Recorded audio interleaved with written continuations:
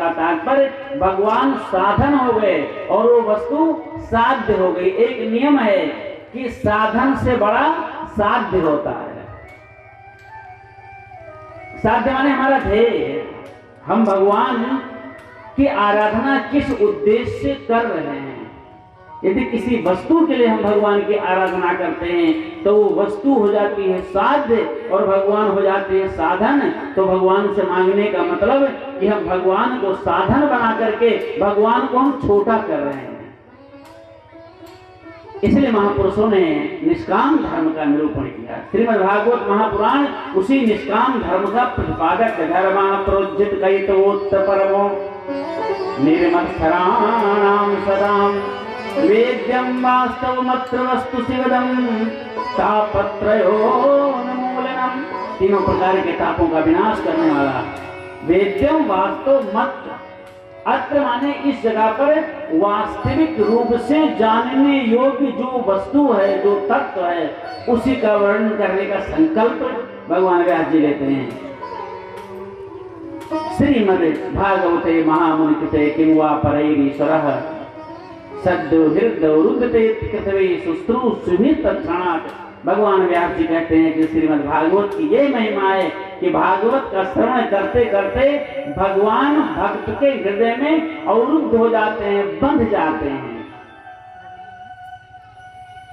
ये श्रीमद् भागवत की दिव्य महिमा है। और तीसरे श्लोक से भागवत की महिमा का विशद रूप से वर्णन, जो कि श्रीमद् भागवत पूरे श्रीमद् भागवत का सार तत्व और जो श्लोक विद्वानों को बहुत प्रिय है।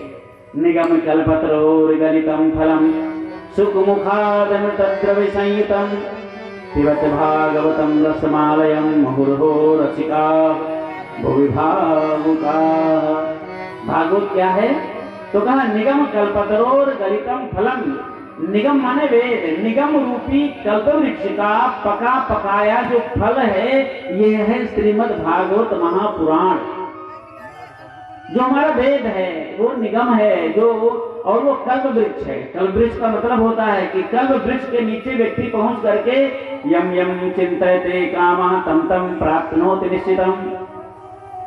कल्प वृक्ष के नीचे पहुंच करके आप जिन जिन कामनाओं को करेंगे वो कामनाएं तत्काल पूरी होती जाती हैं। बचपन में हम लोग एक कहानी सुनते रहे कि कोई कल्प वृक्ष के नीचे पहुंच गया, बहुत थका हुआ था, भूख भी लगी हुई थी, तो कहा यहाँ भोजन मिल जाता तो बहुत अच्छा। तो भोजन मिल गया, तुरंत आ गया।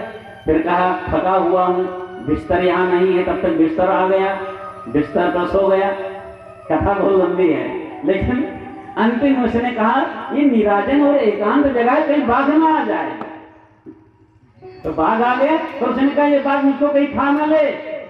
तो क्योंकि कल्प वृक्ष है भाई, यम यम चिंतयते कामः तम तम प्राप्नोति निश्चितम। नियम है कल्प वृक्ष के नीचे जो जो कामनाएं करेंगे उसकी पूर्णता होती होती है। तो जैसे कहा ये बाघ मुझे कहीं खा ना ले, तो बाघ ने झपट्टा मार करके और गोविंदाय नमो नमः। ये कल्प वृक्ष की महिमा है। तो भगवान व्यास जी कहते हैं ये वेद भी एक कल्प वृक्ष है, पर ये भौतिक वस्तुओं का उत्पादक कल्प वृक्ष नहीं है, ये ज्ञान के सिद्धांतों का उत्पादक कल्प वृक्ष है। बहुत दिव्य है श्रीमद् भागवत महापुराण। वेद के नीचे श्री शंकराचार्य महाप्रभु गए, वेद रूपी कल्प वृक्ष शंकराचार्य महाप्रभु गए। वेद जी ने कहा कि आपको क्या चाहिए? शंकराचार्य जी ने कहा मुझे अद्वैत वेदांत दे दीजिए। तो वेद ने कहा जाओ। मध्वाचार्य जी गए, क्या चाहिए? बोला मुझको द्वैत सिद्धांत दे दीजिए। निम्बार्काचार्य जी के क्या चाहिए? कहा हमें द्वैताद्वैत दे दीजिए। वल्लभाचार्य को शुद्धाद्वैत दे दिया। स्वामी रामानंदाचार्य जी महाराज को विशिष्टाद्वैत दे दिया। चैतन्य महाप्रभु को अचिंत भेद भेदाभेद, बहुत दिव्य सिद्धांत श्री चैतन्य महाप्रभु ने नाम के सिद्धांत को प्रतिपादित किया। और हमारे सनातन धर्म में जितने भी ग्रंथ हैं, जितने भी मत हैं, जितने भी पंथ हैं, सभी मत पंथ अपने मत पंथों का जो मूल है वो वेद को बताते हैं, वेद से सिद्ध करते हैं। माने वेद हो गया कल्प वृक्ष और वेद से निकले हुए सभी सिद्धांत उन आचार्यों ने उन सिद्धांतों को लेकर अपने अपने मार्ग का अनुसरण किया है। सभी मार्ग परमात्मा तक पहुंचते हैं। पर जीव के प्रारंभ के अनुसार, उसके संस्कार के अनुसार, उसकी शिक्षा के अनुसार, उसकी भक्ति के अनुसार महापुरुषों ने तत्त मार्गों का निरूपण किया है। तो सुखदेव महामुनि पहुंच गए वेद के नीचे।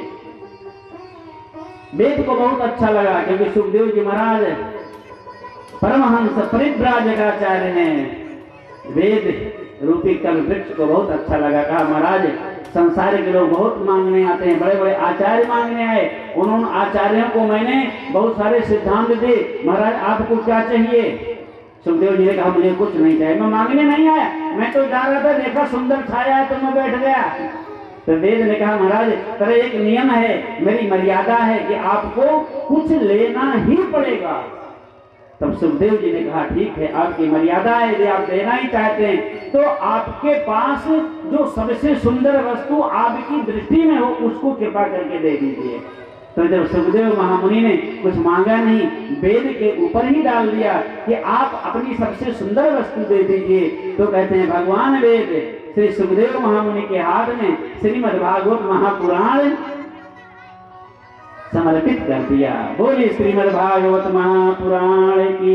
इसलिए कहते हैं निगम कल्पतरो गलितम फलम में पका पकाया फल है वेद रूपी कल्पवृक्ष सुख मुखारविंद संगीतम। सुखदेव महामुनि ने अपने मुखारविंद से इसको उच्छिष्ट कर दिया है। पिबत भागवतम रसमालयम। इसलिए श्रीमद् भागवत महापुराण रूपी इस रस का पान करो। पिबत भागवतम पिबत भागवतम। कहा महाराज संसार के सारे फल तो खाए जाते हैं, पिए तो जाते नहीं। हम केला खाते हैं, सेब खाते हैं, आम खाते हैं, सब फल तो खाया जाता महाराज, और आपको पीने के लिए बोल दिए। तो व्यास जी महाराज कहते हैं कि फल को पिया भी जाता है। आम होता है, आम के रस को अलग कर दीजिए, गुठली छिलके सब रेशा धागा अलग कर दो, जब केवल आम का रस बचेगा तो उस रस को खाते नहीं हैं, आम के रस को पीते हैं। उस फल को खाया जाता है जो कठोर होता है, जिसमें छिलके होते हैं, जिसमें गुठलियां होती हैं, उसको खाते हैं, पर ना गुठली है, न छिलके, न धागा रेशा, कुछ नहीं, केवल रस स्वरूप जो होता है उसको हम पीते हैं। ऐसा है श्रीमद् भागवत महापुराण, दिव्य रसात्मक फल है। पिबत भागवतम रसमालयम। मुहुर्हो रसिका भूल भावुका है। पृथ्वी के भावुक भक्तों के लिए भागवत है, रसिकों के लिए भागवत है, ज्ञानी मार्ग के लोगों के लिए भी भागवत है। इस भागवत को सभी महापुरुषों ने अपना माना है। भागवत का एक श्लोक बहुत दिव्य है, वदन्ति तत्तत्त्वविदस्तत्त्वं यद ज्ञानमद्वयम् ब्रह्मेति परमात्मेति भगवान को शब्द थे। बहुत महत्वपूर्ण श्लोक श्रीमद् भागवत का, बड़ा कठिन है पर इसका जो रहस्य है बहुत महत्वपूर्ण है। और इस श्लोक का इतना अद्भुत भाव है कि सभी महापुरुषों ने, माने जितने भी महापुरुष हुए हैं, जितने भी हमारे सनातन धर्म में आचार्य हुए हैं, सभी आचार्यों ने कहा कि श्रीमद् भागवत महापुराण हमारे संप्रदाय का ग्रंथ है। उनसे पूछो प्रमाण क्या है, तो वही एक श्लोक, वदन्ते तत्तत्त्वविदस्तत्त्वं यद् ज्ञानमद्वयम्। शंकराचार्य महाराज बताते हैं भक्ति संप्रदाय के आचार्य श्री रामानुज स्वामी है, उनसे भी पूछो कि भागवत किस संप्रदाय का, तो कहते मेरे रामानुज मेरे वैष्णव संप्रदाय का ग्रंथ है, विशिष्टाद्वैत का प्रतिपादक ग्रंथ है। महाराज प्रमाण क्या है, तो कहा वदन्ते तत्तत्त्वविदस्तत्त्वं यद् ज्ञानमद्वयम्। बहुत दिव्य है श्रीमद् भागवत। ब्रह्मेति परमात्मेति भगवान एक शब्द थे, तीन महत्वपूर्ण शब्द रख दिया। ब्रह्म तो वदन्त तत्त्वविदस् को यदि ब्रह्म के साथ आप जोड़ देते हैं तो शंकराचार्य महापुरुष का ये भागवत ग्रंथ बन जाता है। यदि परमात्मा के साथ जोड़ देते हैं तो स्वामी रामानुजाचार्य के साथ जुड़ जाता है, और भगवान के साथ यदि जोड़ दिया तो हम भावुक भक्त जो सामान्य भक्त हैं, जो केवल भगवान का भजन कीर्तन भर जानते हैं, मेरे साथ जुड़ जाता है, तब हम कहते हैं भागवत मेरा ग्रंथ है। बहुत अद्भुत महिमा है भागवत की। श्री सूर्य महाराज श्री सौनकादिर्षियों ने बहुत सुंदर सुंदर प्रारंभ में प्रश्न किया है। त्वयाकल पुराणानि सेद्भ्यासानि चानघा आख्यातानि पठितानि धर्मशास्त्राणि यान्यता तत्र तत्रान्यसा युष्मद्भवताय विनिश्चितं पुंसाम् एकान्ततः श्रेयः तन्नः संसितुमर्हसि। सौनकादिर्षि सूर्य से कहते हैं महाराज त्वया खलु पुराणानि आपने बहुत सारे पुराणों का कथन किया है, माने 17 पुराणों का कथन आप कर चुके हैं, धर्म शास्त्रों का कथन किया, बहुत सारे धर्म शास्त्रों का अध्ययन किया। भवता यद विनिश्चितम, उन सब ग्रंथों को, शास्त्रों को, पुराणों को पढ़ने सुनने के बाद आपने क्या निश्चय किया, आज उस चीज को हमें सुनाइए। पुंसाम एकांतता श्रेय तन्ना संस्कृत रसी। पुंसाम माने मानवा नाम, हम मनुष्यों का कल्याण सरल मार्ग से कैसे हो, कृपा पूर्वक अब बताइए। अब वो शब्द जालम महारण्य में मत उलझाइए। और एक बहुत सुंदर प्रश्न और किया। भगवान श्री कृष्ण जब अपनी लीलाओं का संपादन करने के बाद अपने धाम को गए, धर्म कम शरणम गता, जिस धर्म की स्थापना भगवान ने किया, भगवान के जानने के बाद वो धर्म कहाँ गया, उस धर्म का आधार क्या है। सूत जी महाराज को बहुत आनंद आया, क्योंकि जिन प्रश्नों से भगवान की भक्ति की गाथा निकल कर आती है, संतों को, महापुरुषों को ऐसा प्रश्न बहुत अच्छा लगता है। जब कोई संत महापुरुषों के पास जाओ ना, तो ज्ञान की बात माने अपने कल्याण की बात, परीक्षा लेने के लिए नहीं। लोग जाते हैं संतों के पास, सब जगह होते हैं, ज्ञानी सब जगह होते हैं। अरे क्षेत्र में कोई महात्मा है, कथा कहने, अच्छा मैं जाकर परीक्षा लेता हूँ। मैं बहुत लोग आते हैं, महाराज आप कथा के लिए आए हैं, आपसे एक बहुत बड़ी जिज्ञासा है और आप कुछ मेरी समस्या का समाधान। वक्ता के महाराज बताओ क्या समझ। महाराज सुदामा के माता पिता का क्या नाम था? अरे तुमको सुदामा की भक्ति से मतलब है कि सुदामा के माता पिता से मतलब है? कहेंगे महाराज आप राम कथा करते हैं। बोले हाँ। कहे महाराज श्रवण कुमार के माता पिता का क्या नाम था, आप बताइए। ये सब प्रश्न क्यों पूछे जानते हैं? वक्ता को अनुत्तरित करने के लिए, वक्ता उत्तर ना दे पाए तब, माने वक्ता छोटे समझ नहीं पा रहे हैं, मन जानते हैं इतनी चीजें। जब आप कोई प्रश्न संतों विद्वानों के चरणों में समर्पित करेंगे अपने कल्याण के लिए, तब संतों को तो आनंद आता है। और जब संत की परीक्षा लेने, विद्वान की परीक्षा लेने के लिए, विद्वान को नीचा दिखाने के लिए, अपना ज्ञान प्रदर्शन के लिए कोई प्रश्न करते हैं, तो संतों महापुरुषों को अच्छा नहीं लगता। इस सोनकाद ऋषि हैं, सूत जी महाराज से जितने भी प्रश्न पूछते हैं, अपना ज्ञान प्रदर्शन के लिए नहीं, एकमात्र उद्देश्य है कि मानव मात्र का कल्याण कैसे हो। क्या महाराज धर्म आत्म शरणम गता, जिस धर्म की स्थापना भगवान ने किया, उस धर्म का आश्रय क्या है। जब ऐसा प्रश्न किया तो सूत जी महाराज को बहुत अच्छा लगा। उन्होंने विचार किया कि सभी आचार्यों ने, सभी दार्शनिकों ने अपना अपना धर्म बताया है, लेकिन जो मानव मात्र के कल्याण के लिए वास्तविक धर्म है, उसका निरूपण मुझे करना है। और तब सूत जी महाराज ने कहा, सवै पुंसाम परो धर्मो यतो भक्तिरधोक्षजे अहेतुक्य प्रतिहताय आत्मा संप्रसीदति। मानव मात्र का परम धर्म है सवै पुंसाम परो धर्मो यतो भक्ति अधोक्षजे। आपके जिस कर्म से, जिस क्रिया से भगवान के चरणों में प्रेम बढ़े, भगवान के चरणों में हमारी प्रीति बढ़े, वही कर्म, वही क्रिया धर्म है। सवै पुंसाम परो धर्मो यतो भक्ति अधोक्षजे। जिस भी क्रिया से भगवान के चरणों में प्रेम बढ़े, वही वास्तविक धर्म है। और भक्ति का स्वरूप कैसा होना चाहिए, तो दो विशेषण दिया, अहेतुक्य प्रतिहता, ये आत्मा संप्रसीदति। अहेतुकी और अप्रतिहत। अहेतुकी माने हेतु की भक्ति नहीं होनी चाहिए, किसी कारण को लेकर भक्ति नहीं होनी चाहिए। हम इसलिए महाराज भक्ति कर रहे हैं कि मेरा ये काम हो जाए, वो भक्ति हेतु की हो जाती है, वो सकाम भक्ति है। भागवत में निष्काम भक्ति का वर्णन है। इसलिए शर्त लगाई कि जो भी क्रिया करें भगवान के चरणों में प्रीति बढ़े, वो भक्ति है। पर दो शर्त है, वो भक्ति अहेतु की होनी चाहिए और दूसरा वो अप्रतिहत होनी चाहिए, माने खंडित भक्ति नहीं है। कभी मूड में आया 10 माला जप रहे हैं, मूड में आया 20 माला जप रहे हैं डेली, कभी खूब पूजा पाठ करने लगे, 2-2 घंटा रामायण पढ़ रहे हैं, एक नमाज का पाठ कर रहे हैं, खूब घंटों भक्ति फैलाए हैं, और मूड उखड़ गया तो कहो महीने भर एक भी माला नहीं जप रहे हैं। इसको कहते हैं खंडित भक्ति। भक्ति अखंडित करो। कोई जरूरी नहीं कि 20 माला रोज जपो, एक ही माला रोज जपो, लेकिन वो एक माला नित्य निरंतर जपनी चाहिए, रोज जपनी चाहिए। चाहे आंधी हो, पानी हो, आग बरसे, पहाड़ बरसे, कुछ भी उथल पुथल हो जाए सृष्टि में, लेकिन संकल्प कि मुझे माला जपनी ही जपनी है। एक ही जपो, लेकिन नित्य जपो, पर खंडित। किसी दिन 20 जपा, किसी दिन एक भी नहीं जपा, किसी दिन फिर 30 जपा, फिर 2 दिन नहीं जपा, वो भक्ति खंडित मानी जाती है। तो श्रीमद्भागवत महापुराण में व्यास जी महाराज ने कहा कि अहेतु की भक्ति और अखंडित भक्ति, भक्ति की मात्रा कितनी हो ये महत्वपूर्ण नहीं है, पर हमारी भक्ति अहेतु की हो और हमारी भक्ति अखंडित हो तो निश्चित है हमारे जीवन में परमात्मा का अवतरण होगा, उनकी कृपा का अवतरण होगा, परमात्मा के सानिध्य की हम अनुभूति करेंगे। और वो हमारी भक्ति यदि अत्यंत उत्कट हो गई तो भगवान प्रकट भी हो जाएंगे। भगवान कहीं ढूंढना तो है नहीं।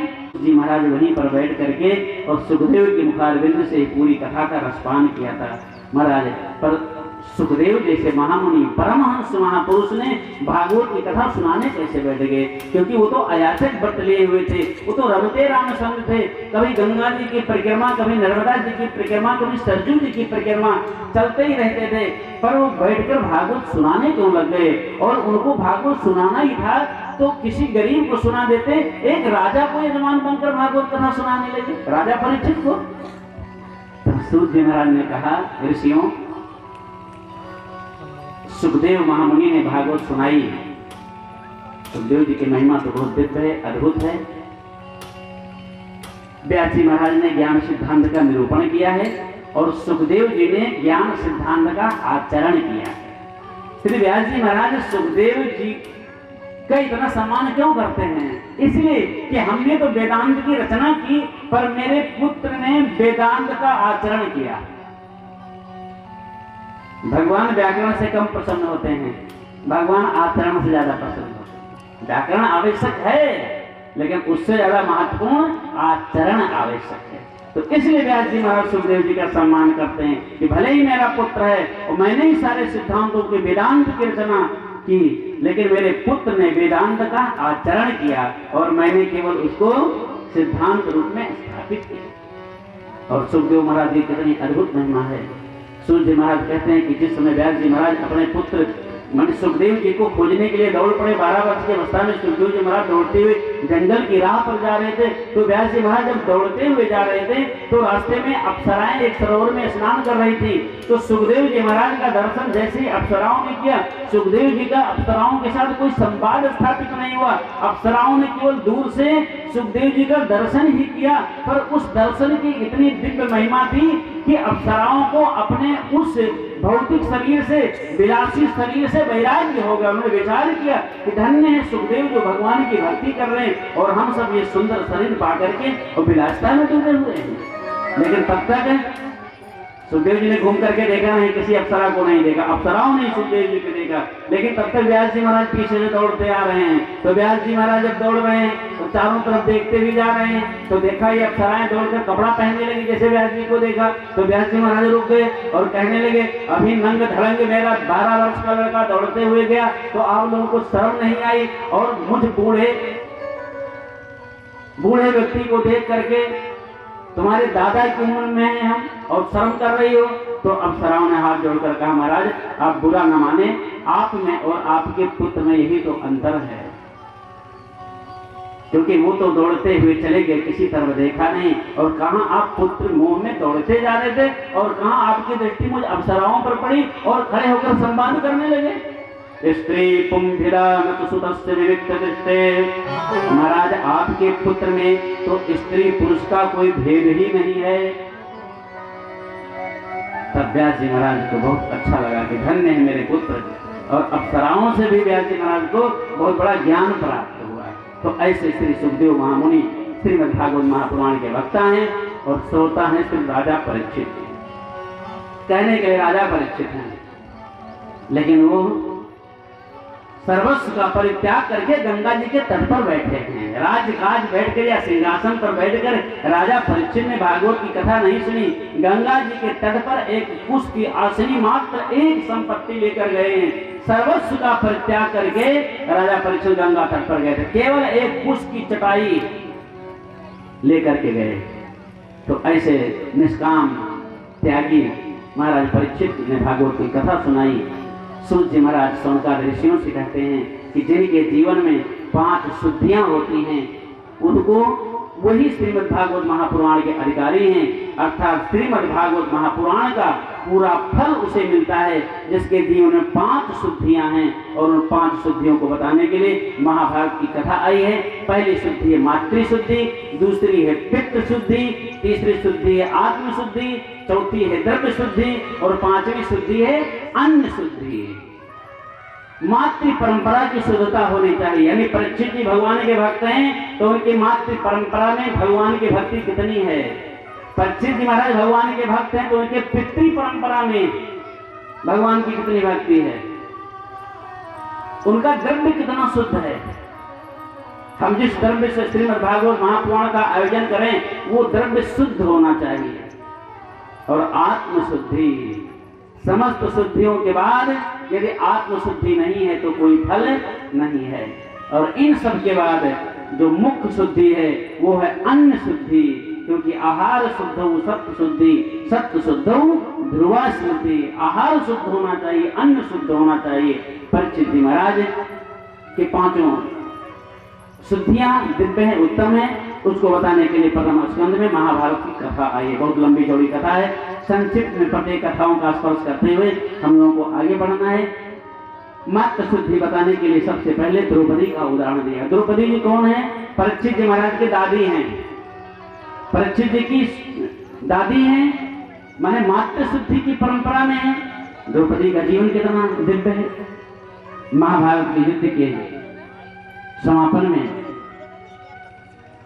दुर्योधन के कहने से, क्योंकि अश्वत्थामा ने दुर्योधन को वचन दिया था कि 5 पांडवों का सिर ला करके मैं समर्पित करूंगा, काट करके मैं तुमको दूंगा। तो उस वचन की पूर्ति के लिए, क्योंकि स्थिति बहुत विकराल थी, भीम के गदे से दुर्योधन का जंघा टूट चुका था, दुर्योधन पड़ा हुआ था, आया कर रहा था। उसी समय मिलने के लिए अश्वत्थामा आया। पहुंचते ही दुर्योधन ने अश्वत्थामा पर व्यंग्य किया। क्या हुआ? 5 पांडवों के सिर कहाँ है? आपने संकल्प किया था। तब अश्वत्थामा के पास ब्रह्मास्त्र था और उस ब्रह्मास्त्र के बल पर अश्वत्थामा गया, लेकिन ब्रह्मास्त्र का प्रयोग करने की जरूरत नहीं पड़ी। द्रौपदी के 5 पुत्र, ये 5 पांडवों के पुत्र थे और सोए हुए थे। ये 5 महाभारत युद्ध में भाग ले रहे थे और सबके एक के मुंह अपने अपने पिता के जैसे। यानी जो युधिष्ठिर के बालक, युधिष्ठिर के द्वारा द्रौपदी के गर्भ से उत्पन्न जो बालक, उसका मुख एकदम युधिष्ठिर के जैसा, अर्जुन के द्वारा उत्पन्न बालक का मुख अर्जुन के जैसा था। ऐसे 5 पांडवों के जो बालक थे लोग भ्रमित हो जाते थे। 5 पांडवों के जैसा मुख था उनका, सोए हुए थे। और अश्वत्थामा ने देखा, कहा ये तो 5 पांडव सोए हुए हैं। और भ्रम में आकर अश्वत्थामा ने 5 पांडवों के उन बच्चों, जो द्रौपदी के बच्चे थे, उनका सिर काट करके ले जाकर दुर्योधन को समर्पित किया। पर दुर्योधन तो परिवार का व्यक्ति था। उसने देखा, कई बार हम लोग देखते हैं ना कि 2 भाई एक जैसे ही होते हैं, आप अलग नहीं कर पाते हैं। लेकिन घर वाले तो एकदम भ्रमित ही नहीं होते हैं, क्योंकि रोज देख रहे हैं। तो कुछ भी हो, दुर्योधन तो पांडवों और एक ही परिवार था, उसको पहचान थी। उसने देखा बच्चों को और अश्वत्थामा को फटकारा, तुमने ये क्या किया? अरे कम से कम मेरे कुल में कोई दीपक जलाने वाला तो होता, कम से कम कोई तर्पण करने वाला तो होता। आपने कहा था कि पांडवों को, कहा ये पांडव नहीं है अश्वत्थामा, ये पांडवों के बच्चे हैं, द्रौपदी के बच्चे हैं 5। और इधर द्रौपदी जी को जानकारी हुई। द्रौपदी जी को बहुत दुख हुआ, बहुत कष्ट हुआ, विलाप करते हैं। अर्जुन को जानकारी हुई और अर्जुन ने कहा, अर्जुन ने संकल्प किया कि जब तक अश्वत्थामा के सिर को मैं काट करके नहीं लाऊंगा तब तक मैं चैन से बैठूंगा नहीं। भगवान श्री कृष्ण और अर्जुन दोनों गए हैं। अश्वत्थामा को पकड़ करके अर्जुन घसीटते हुए लेकर के आए द्रौपदी के सामने। भगवान ने तो अर्जुन से कहा इसको मार दो तुरंत, क्योंकि आतताई है और नियम है। आते हुए आतताई को देख करके सोमनाथ भैया और खटपट करके दूर जाएंगे।